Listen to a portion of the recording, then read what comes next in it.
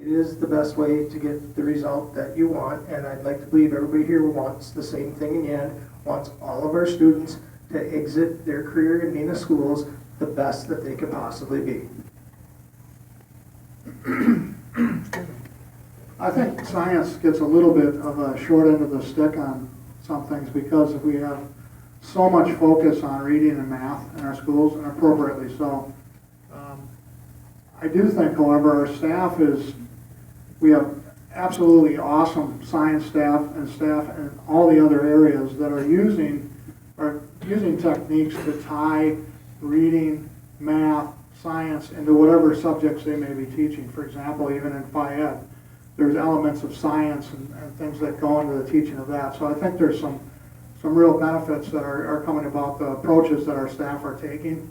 But I would like to see us expand what we're doing in the world of STEM.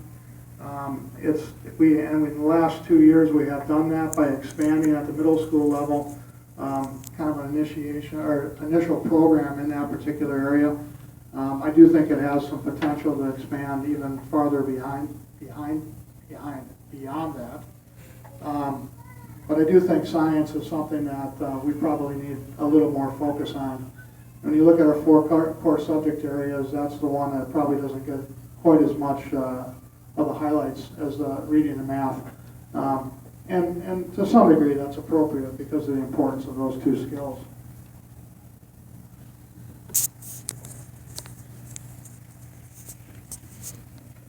Science is one of the core subjects of the curriculum, and not everybody likes science, and not everybody is going to grow up to go to Harvard or one of those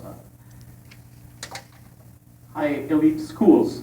But we got to make sure that the gap between the highest achieving student and the lowest achieving student is reduced, and we do that by giving equity of instruction to them. I said before to you, not equal, but equity. Recognizing the limitations of the students. So we help them up, not leaving them behind, but helping them to get up there. If I want to look beyond a 6-foot fence, and I'm only 5'5", and Michelle is 6, so she has no problem with that. And if we give a stepping stool to both of us, that's treated equally. But it's not benefiting her, it's benefiting me. But being given equity is just giving me the stepping stool because I need that. She doesn't need that. Climate change.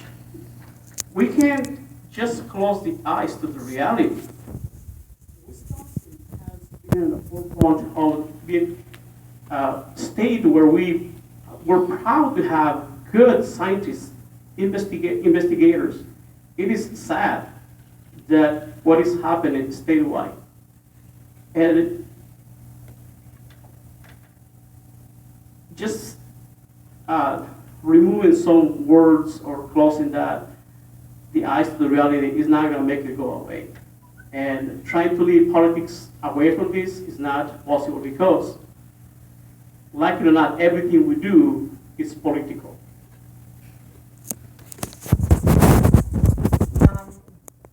We have another interesting question. I have a copy of the question for each of you so that you can read it. It's kind of long. Yeah, I think so. You don't have to. This person thought ahead. Really? Oh. There we go. All right, so the question is, if a transgender person, one whose sense of personal identity and gender does not correspond with their birth sex, used the locker room and undressed in front of students different than that student's birth sex, do you see this as a problem? And if so, what disciplinary action, if any, do you think should be taken? So I got the most political, hot topic that you could possibly ask, and I get to go first. First of all, we do not have a policy in regards to transgender students in Neenah. There are a couple of local districts that do. I know this because at the state board convention I went to become more educated about the topic. So Menasha does, Kiel does, Shorewood does, one other district there. And you may or may not be aware, but right now, sitting at the U.S. Supreme Court, there is a case in regards to a young man named Gavin Grimm, and that was supposed to have been decided already. And what happened was, something political happened. There was a presidential election, you may have heard, and that affected that decision coming down, because that affected what would happen in regards to oral arguments. So now they have not had the oral arguments. Now they have not heard the case as of yet, and we still don't have a decision. We have competing executive guidance. We have a Supreme Court that still hasn't given us an answer. And we, as school districts, sit here going, what are we supposed to do? Do we draft a policy? Well, no, you might get in trouble. Do we not draft a policy? Well, no, you might get in trouble. Well, what if we do something? Well, you might get sued. Well, what if we don't do something? Well, you might get sued. This is, without a doubt, such a very difficult issue. Do I think that a person who's transgender who changes their clothes should be subject to disciplinary action? This is my personal opinion. This is very political. Absolutely not. Disciplinary action for changing their clothes? Absolutely not. I am one person on a board of 9. If we pass a policy, whatever that policy may say, I will be one vote out of 9. So you've heard my opinion. That will or will not take the day. I don't know the answer to that. We're going to have to address it, and right now, as school boards, as local districts, we've been left in an absolute impossible position to help anyone.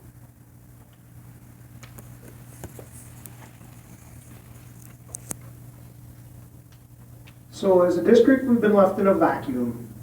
There's no right move, no wrong move, only bad moves. Again, the opinion of one person in this particular case is frankly of little value.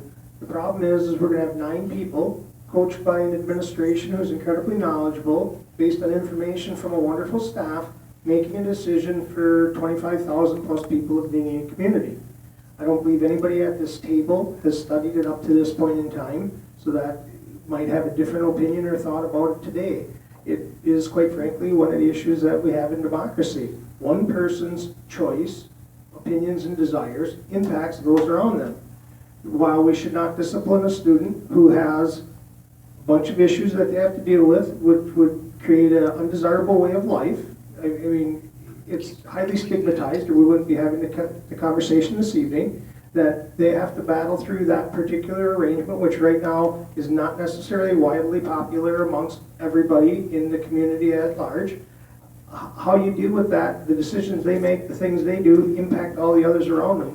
That's the enormity of the question. That's why it's such a big wheel that just keeps spinning and seems to get nowhere. I can't give you an honest opinion about it. As Michelle said, I would agree disciplinary action is probably not the situation. A decision on that, however, can't be made until we enact some type of a policy or make some kind of a decision as how our district, representing our citizens, is going to handle it. That we're, back, Michelle stated it, we're kind of in a vacuum. We've been left with no guidance. Yeah, as Michelle mentioned, the state has given us no guidance, the feds have given us no guidance, so it's typical school board deal with difficult issues like that. It really doesn't matter at this point what my individual opinion is, although I'll share with where I stand on this, but it really matters where our community stands on that and getting their input as to how to best deal with that. My concern is for the safety of all of our students, whether they're transgender or not. And situations like that, I can't really even give you a blanket how I would handle it, because it's situational. Every situation is different, every kid is different, and what they're going through might be different, and all those other things that come into such a complex situation like this. I do think that if a kid is transgender and is receiving treatment and has declared themselves, that we owe it to them to provide them some privacy to be able to change in the locker room, that kind of thing, without threatening the other students in there. What my concern is, having had a daughter go through the school district, you just hope it never happens, but a situation where someone that was claiming to be that transgender comes into the locker room and then continues to claim that, even if that's not the reality of it. So my biggest concern is for the safety of all of our students. And right now, we don't have a policy to address that. We're kind of handling situations case by case as they come up. But we have over 6,300 students in our district, and that's who I'm most concerned about.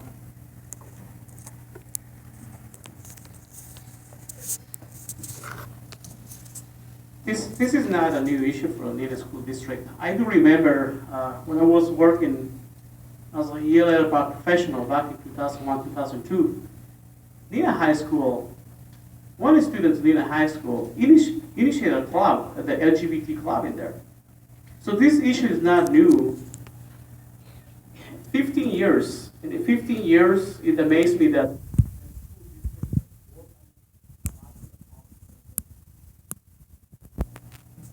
definitely this is a very touchy subject. I am all for the rights of everybody, including the LGBT community. And if elected to the board, I will look into making a policy to address this issue so we don't have that ifs.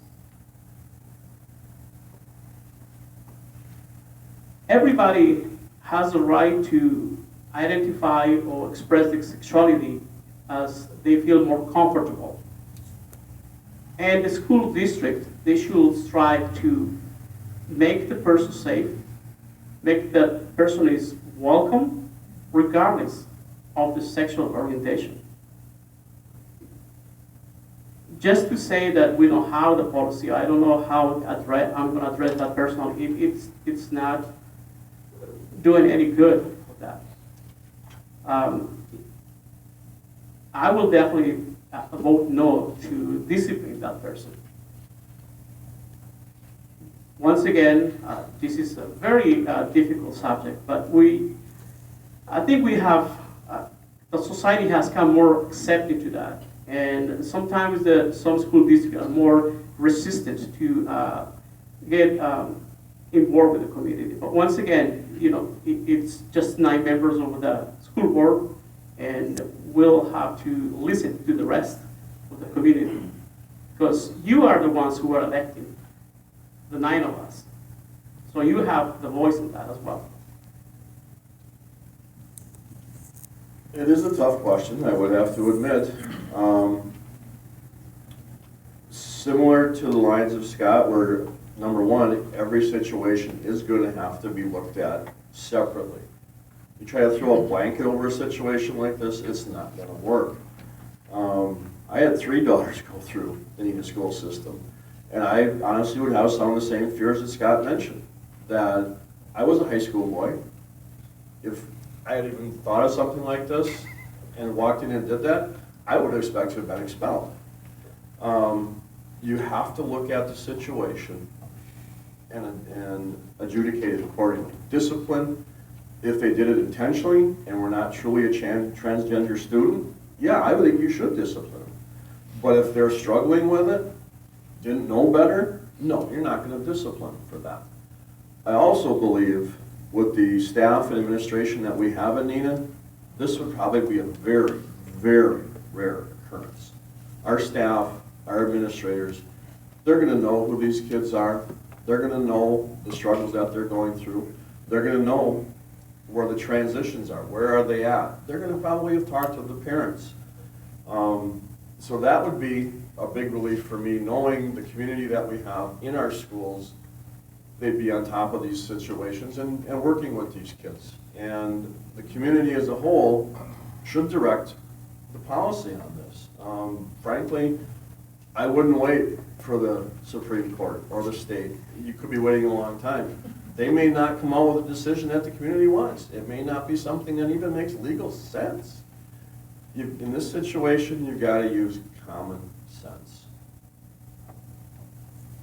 I think you all handled that really well. The next question I'm going to ask is about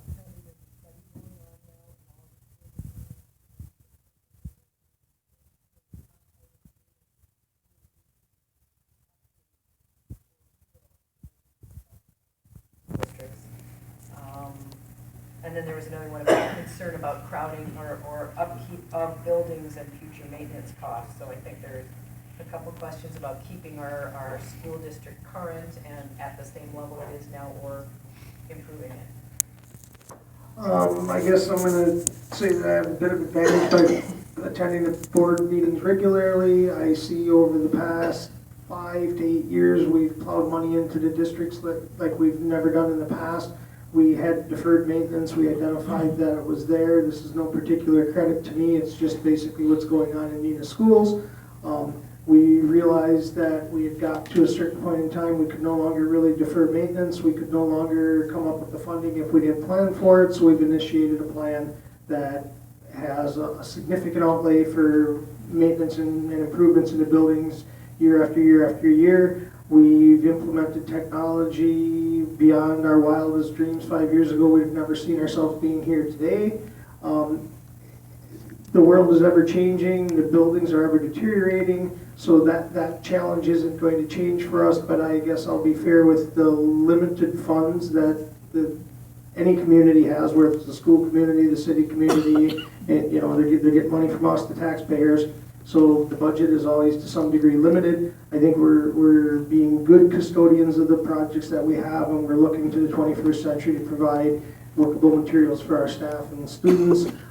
I would just simply hope that we continue to manage those things going forward. I myself can't find any significant fault in what we're doing. I could certainly pick the system apart and find out 1 or 2 things that I thought were frivolous or not necessary or had been let go, but you know, that's not the goal here. This is to take care of the well-rounded ball, and I think that we do that part adequately. Could you repeat it one more time? I couldn't quite hear you. Yeah, sure.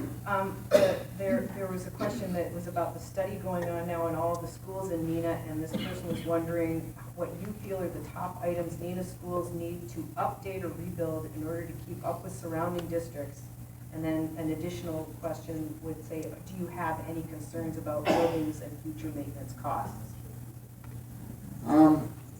The study that you're referring to, there's a facility study that's going on. I'm actually on the steering committee for that, so I've only attended 1 meeting so far, so I don't have a lot of background on it. But they're in the process of talking to staff and finding out what some of our facility needs are from their perspective, in addition to obviously our maintenance and other people that are in the buildings on a regular basis.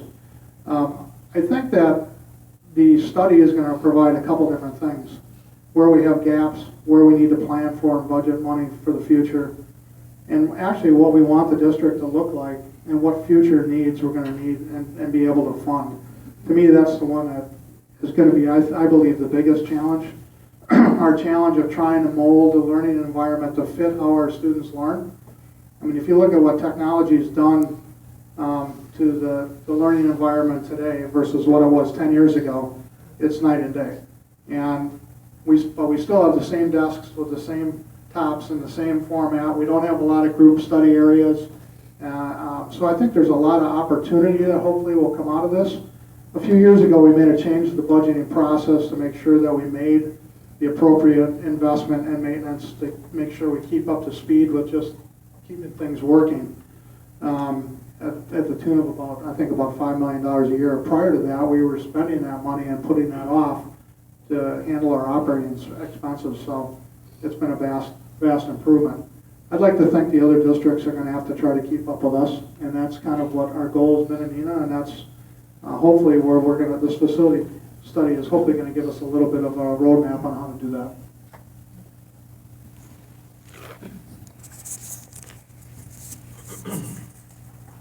I'm not aware of the study, but I think that's a great idea.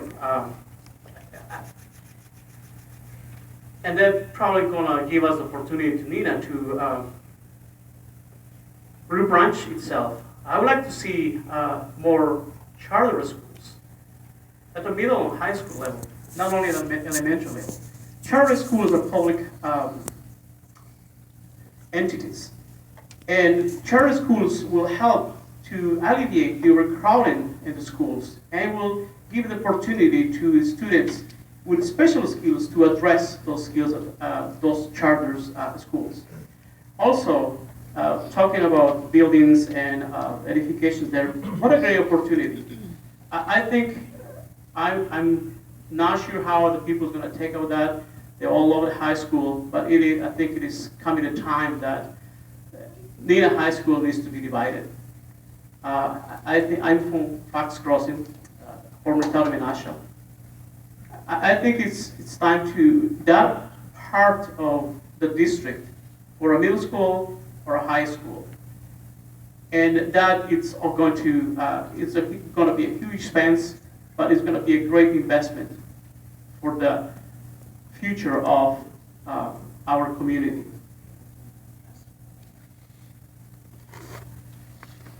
Yeah, the facility studies, when I've heard it, one or two times we've discussed it to meetings, is going to be a great thing to look at this physical structure of our facilities.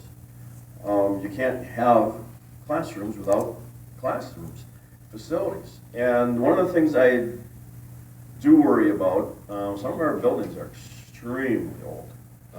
Shattuck has been around a long time. I mean, our district office, my father-in-law went to high school there. He was born in 1939. What I worry about on that end is I look at Theta Care with Theta Clark and I believe it's AMC, looking at building a new regional hospital. Theta Clark cannot structurally take the new technology. The building is just too old. I worry about some of our buildings getting to the point where we may want to update technology, we may want to update the structure of the school, but we can't because of the age of the building. I think this study will give us a good look at how many more years in the future can these buildings be functional. Do we have to maybe look at something new? Do we have to add on to them? One of the things I also look at, we haven't discussed it, is our co-curricular, extracurricular programs. When you're talking finances and programs for the kids, we cannot forget about the work that our community does in booster clubs, football, basketball, Act 10, Vintage, Drama Club, Music Parents.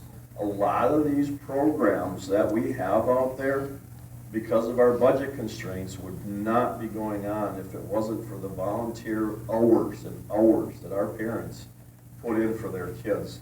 So those are a couple ideas, and being on many booster clubs, I hear things that we're always worried about, where's this coming from? We've got to support our kids in whatever they're looking to do. And if it's coming from the booster clubs for the drama kids or the basketball kids or whatever kids need that activity, we need to support them.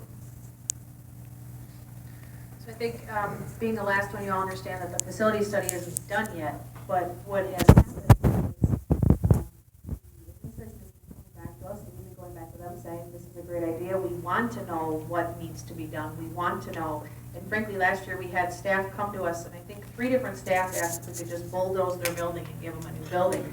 And my big concern has been, that I brought up a couple of times, is just to make sure that we're talking to the right people. So that when we have these individuals going through our buildings, they're not just talking to one person or 2 people, but they're actually making sure that they're talking to, we have a carpenter that I know very well, that he goes to every single darn building in our district. And he's like everywhere you can see him. I wanted to make sure, are we talking to Dean? Are you talking to the people who are actually in the schools? I don't know whether our roofs need to be fixed, for the umpteenth time, and I don't know whether or not this bathroom needs to be redone. I don't know those things, and so the study isn't back yet. So I'm not going to pretend to know what we should be doing next. Nobody thought about the question we just had, though, and the dignity of those students that we're saying is so important. Nobody thought to say, hey, maybe we should look at those locker rooms. Maybe that should be a priority. And I don't think it's because everyone up here doesn't care about that. I think it's because you ask us one question and we get enmeshed in that question. And you ask us the next one, we get enmeshed in that. That's what it's like being on the board. That's exactly what it's like.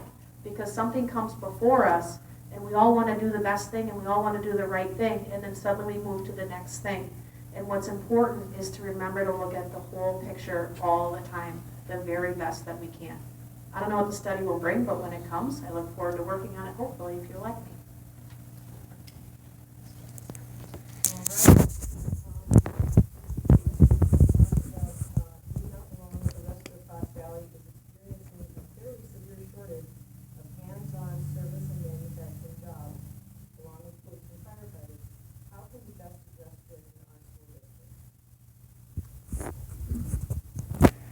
Well, I think we're doing some things, and I see Mr. Sabora out in the crowd. a large hand as a counselor in connecting kids with some of the other opportunities. If you think about students going through our high school and graduating, we've got a chunk that goes directly to the workforce. We have a chunk that goes to the service, in the service, military service. We have a chunk that goes to four-year institutions, and then we'll have others that'll go to either tech schools or two-year universities. The challenge as board members is to be able to provide a curriculum that gives all of those different groups of students opportunities that are going to put them in a good position to excel once they get out of the school district. One of the programs that we have that's been just an incredible success, and STEM has been part of this, has been in our automotive area and making connections with local either manufacturers or dealers in that case, and people that are providing those services in the real world, providing our kids with opportunities to either job shadow or take courses that will apply to their next career move, whatever it might be, whether it's a two-year school, a four-year university, a tech school, whatever. So I think there's a lot of good things going on in the district in that particular area, but it's a huge gap for, as the moderator had mentioned, for all districts in this area, is how do we provide more hands-on experience for our kids to get them ready to get out in the workforce in some of those skilled areas. The traditional path that maybe I took and that maybe some of you in the room have taken isn't necessarily the traditional path that our kids are going to have moving forward. So we need to continue to expand in those areas to get them ready to go into some of those other routes.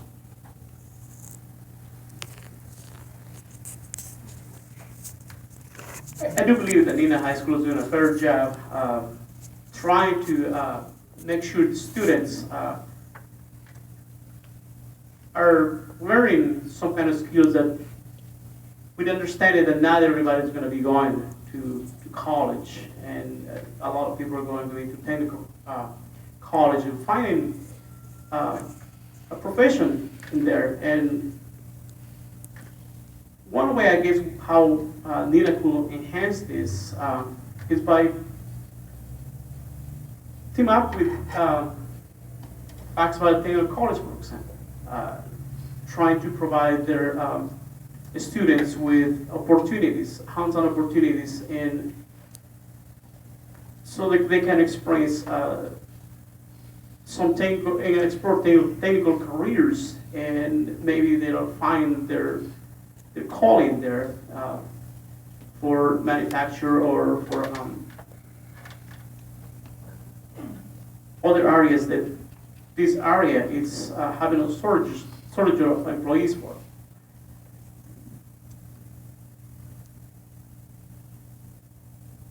Not everybody, as I said before, is going to be going to college, but that doesn't mean that we shouldn't give them the opportunity to explore a career or develop their skill. I'm not quite sure what's the connection with Neenah School District with other technical colleges in the area are. I do know that they have some job fairs. They bring out different colleges and universities for the students so they can take a look at what's available for them after higher education. Maybe bring in some instructors for offering them some classes in some kind of these manufactured jobs, and storage would be a solution to help out the community in this area. Love the question. As I mentioned earlier, we need to educate all of our kids, whatever their career or educational choices will be beyond high school. One of the things I was not a big proponent of, getting rid of the state testing and putting the ECT in there for all. To me, that just doesn't make any sense. You have a student that knows he's going in the military, or they know they want to go to Fox Valley Tech and become a welder, or a carpenter, or an electrician. Why are they wasting their time taking the ECT? They're not going to try hard. Have the kids do what they need to do. We need to be providing those classes, as Marcelo said, give them a look at something. Talk to the families, find out what the families want. I see education as we're providing a service, and we need to meet the people looking for that service, the parents, and students of our district. And if more kids want more hands-on courses and they're not there, if they're looking for it, if parents are asking for it, we need to start looking at that. I know when we added the welding course at the high school, they couldn't beat kids away, but they wanted that class. I work with two gentlemen that weld. They could go anywhere and get double what they're making now, but they choose to stay where they're at. The other thing, as parents, work ethic. I thank God every day my kids aren't afraid to work hard. We're missing that today. A lot of kids growing up with technology don't get outside. Their whole world is right here. They need more experiences than that phone or that iPad or that laptop. Where I work, I've got contractors coming in. C.D. Smith is paying $25 to $30 an hour. But you gotta get out and work. You gotta crawl down in the mud and dig a hole. They can't find people to do those jobs because I think they don't understand that you have to work to make good money. You don't come out of high school or college and just start at the top. You gotta be willing to roll up your sleeves still and work hard and make your way. And I think we're missing that teaching kids. I do think that we do have an amazing welding and automotive program, and I know that we've paired up with the tech, and I know that we do get credits through the tech, and we have certificate programs, but we could do so much more. And I think about, frankly, when I was in high school, did I understand that there was an ultrasound tech job? I understand that could be my job to help do ultrasounds, and that I could go to the technical college, get a 2-year degree, and have an absolutely amazing career. I don't know that I understood that. And I think part of that issue is, it is funny that Mr. Sabor is here, we ask our counselors to do so much, right?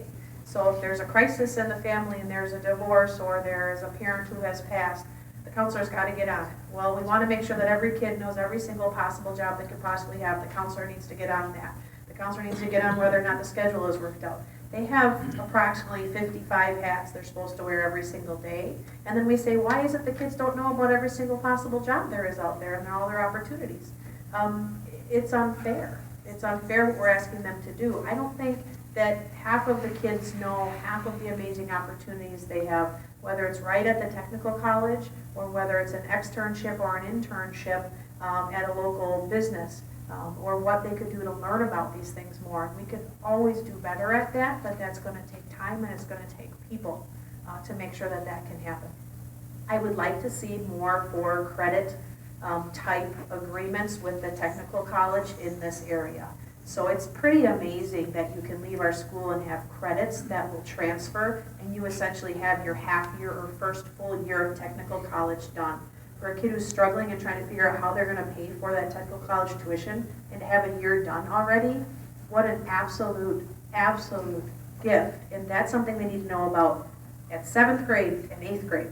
Not at 11th grade when there's something going, now what am I going to do? And I'd like to see more opportunities like that, because if we can help them have those opportunities, we are going to see a growth in these careers. That's what we need as a community. So, thank you. Well, thank you, question askers, for recognizing the strain of my daily life. As a carpenter, yes, we are short of skilled workers, and skilled isn't, like Peter said, might be running a shovel. And I would like to articulate what he said quite clearly, is that work is not that popular anymore.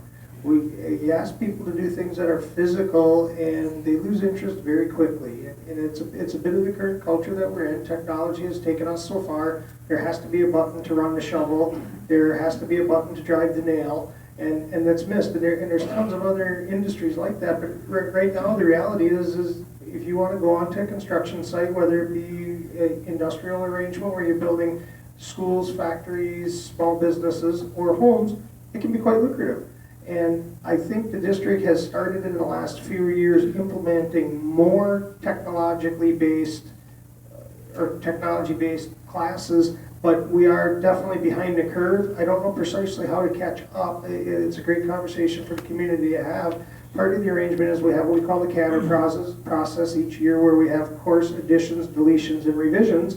And essentially that determines what our curriculum is for the next year. But it's sort of a democratic process based on the interest of the students the previous years, which classes they signed up for and wanted to enroll, and which classes were full and no one could get in, or which ones no one signed up because it wasn't interesting to the students, kind of determines the direction the district goes the following year. So it's an awesome question. Definitely currently there's good careers in hands-on work because somebody has to do that. The old scuba shop adage is you can buy that stuff online, but why don't you download an airfill? You know, it doesn't work that way. At some point in time, we need to have a core of people who will do the things that we want done.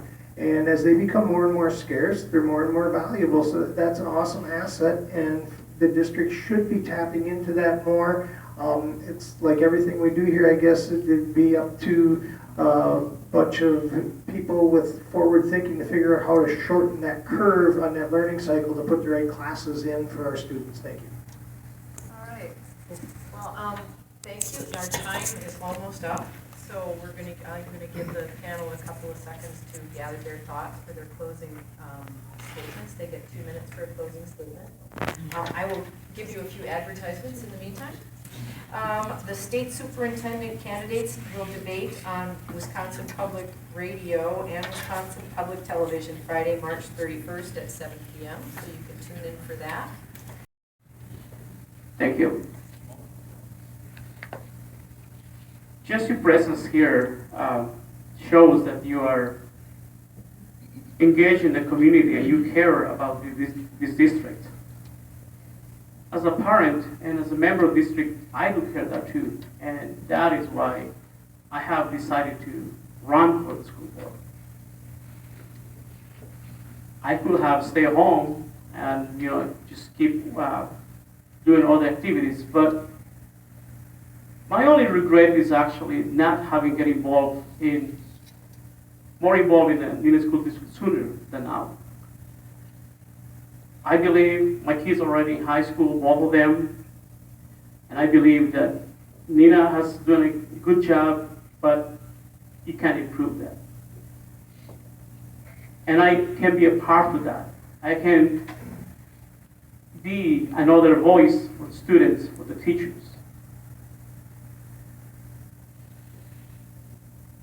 We have addressed different topics about morality, the low morality in the teachers, different gender issues in here, and that's part of our community. And the schools have to compete with social media nowadays in those issues there. It's kind of hard to engage the students when they're more engaged into technology. That's a challenge. And I think Neenah is doing a good job for that. I would like to see is the state doing a little more for that. The state response so far to some of these issues have been to lower the standards for hiring employees. That's not a way to go.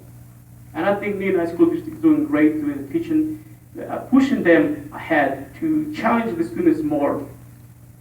And that's the only way how we're going to change this community, this country.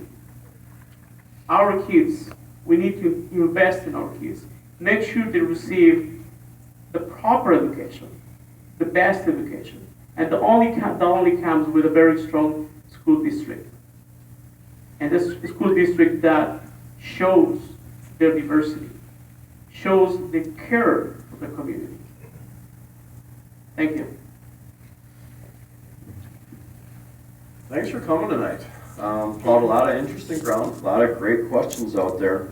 But I'm at heart a simple guy. I like to do things that make sense.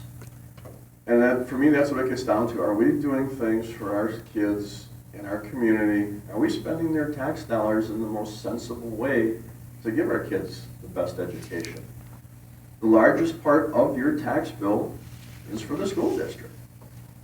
It's great to see people get involved to see how their money is spent. It's not the government's money, it's yours.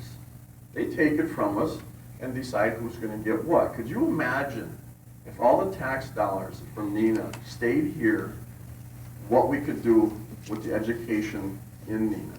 but that's not how it works. So, again, it's great to see people come out and get involved and really have a say in how your money is spent. We're spending your money. It's not ours, it's not the state's, it's yours. You work for it every day to decide where it should go. And that's what a school board needs to hear. Where are your priorities? Where do you want us spending money to educate your kids? They're not our kids, they're yours. We should be listening to you, providing you that service that you expect in those classrooms. And one thing I do worry about on the education side of it with our staff, they'll, as Michelle mentioned with our counselors, our staff, are they wearing too many hats? Are they really becoming more than just educators in those classrooms? You know, when you're teaching a kid how to go to the bathroom and do those other things, that takes away from your time and the other students, frankly, to provide that great education that our teachers know how to provide. If we could somehow have a magic wand and say, all those problems are going to go away or they're going to be dealt with over here, and just have our teachers in those classrooms educating for the full time they're in the classroom, I think that would be wonderful, and that's where we should be. I know that's not the reality of it, but I do fear that the more we put on our staff expectations in those classrooms, the more we may see them burn out at a younger age. I don't want to see that happen. I do appreciate you guys being here because I get to say what an absolute honor it has been for 4 years to serve the district and to serve you. And I don't say that lightly. I got to take part last year when I spoke at graduation. I cannot tell you what it feels like to stand at the front of the field house and see that sea of red. And to know they're going to go off and they're going to go do whatever it is that they're choosing to go do. And they're going to take that diploma and they're going to live amazing lives, whatever it is that they do. And I felt like they were all mine. In some small part of the 4 years they spent at the high school, those were my 4 years that I spent on the board. And I did things, and I got to vote on things and be a part of something that made it better for them. What an absolute honor. And what an absolute, one, I felt unqualified. 2, I felt too young. 3, I felt like I wasn't in education, so what the heck did I know what I was doing?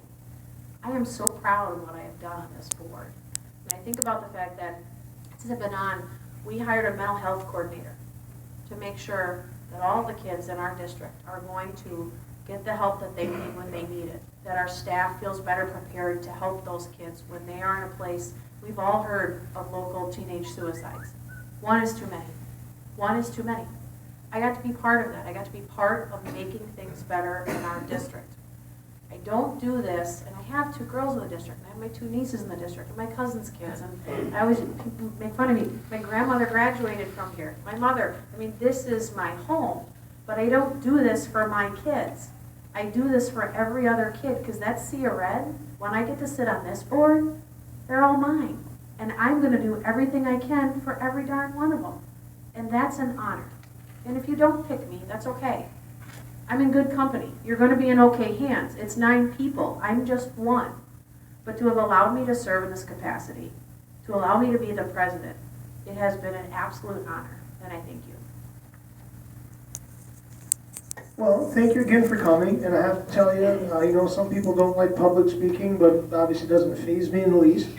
I love candidate forums. It's incredibly awesome to hear my own thoughts be articulated 5 different ways, and oftentimes more eloquently than I do. It's most of what I heard tonight, barring limited exceptions, are like, yeah, those are my thoughts. Yeah, boy, I wish I'd have said it that way. So that is the beautiful thing. Like I said, I truly know that the community is going to be in awesome hands regardless what happens. I thank all the people who ran. 2 minutes wasn't enough for an opening speech because I didn't get to thank our other standing and previous board members because we've been down this same road before. And the other thing is I spend a lot of time with self-reflection. Maybe it's because I don't know how to listen to the radio. But so most of the time I just regurgitate my whole day in my head over and over and over, and then I try to go out tomorrow and do what worked and then figure out what I can do about the things that didn't. And as we come to the end of our time together tonight, what I hear is our conversation came full circle, and that's the part of the involvement from the community that we need. If you guys think, when you leave here, all those questions that we asked in solitude, all balled together in one big batch. That's why we need the community's involvement, that's why we need their input, and that's why we actually need you to be around and study with us a little bit as to what's going on, because if you look, all those questions dovetail together. They're all intermingled. And, you know, the science, we talked about science. It's like, I love science. Maybe I'm just a geek, I don't know, but I like science because it's fun. But the key is, again, stems back to our primary growth years with those elementary students, which that seems to always circle back to. Everything begins there, is if they're excited about science or math or reading or poetry from the beginning, when they're excited, they're interested, they grow to love it, and it's interesting then for their whole life, and they're passionate about it, and ultimately those people grow up to be the teachers that we have in the classrooms. So that's what makes this so exciting for me. That's why I got involved 13 years ago, and they're having a hard time getting rid of me. Thanks everybody for being here. I just want to say that I got into this originally because I want to try to contribute something to the community. I hopefully I've done that. We're blessed here in Neenah to have an absolutely incredible community in terms of how they support the schools. We're blessed with an incredible staff. And I can tell you that being on the school board is not the easiest spot to sit in. You're trying to please staff, students, parents, taxpayers, the government. You've got all these stakeholder groups that you answer to, and it's a challenge. I will guarantee you one thing, every decision that whoever gets elected up here makes, you will piss off one of those 5 groups on virtually every decision, so excuse my French there. The approach I've also taken is that I've gone at this, that what's best for all of our students, not just my kids. And that's not always an easy thing for everybody to do, to leave that at the doorstep.